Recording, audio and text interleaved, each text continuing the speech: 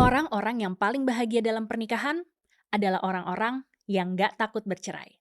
Terdengar kontradiktif ya, tapi coba dengerin dulu deh. Banyak orang masuk ke pernikahan bukan karena mereka siap, tapi karena mereka takut.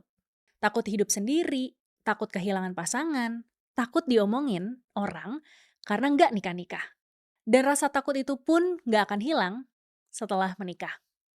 Orang yang emotionally mature, mereka masuk ke pernikahan dengan mata dan pikiran yang terbuka.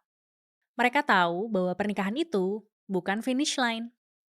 Itu kesepakatan dari dua orang yang mau tumbuh bareng. Dan di dalam kesepakatan itu ada boundaries.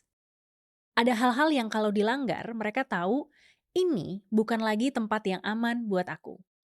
Mereka berani keluar dari sebuah hubungan dan gak mau stay karena rasa takut. Orang yang takut bercerai bukan berarti juga mereka lebih cinta. Kadang justru sebaliknya. Mereka stuck bukan karena hubungannya sehat, tapi karena mereka belum cukup utuh sebagai individu untuk bisa membayangkan hidup tanpa orang itu. Dan perlu dipahami, kita semua itu pasti punya attachment wounds masing-masing. Tapi pernikahan yang dibangun di atas rasa takut, itu rapuh. Nah masalahnya, rasa takut itu bisa tumpul seiring waktu. Orang bisa jadi kebal sama situasi yang menyakitkan.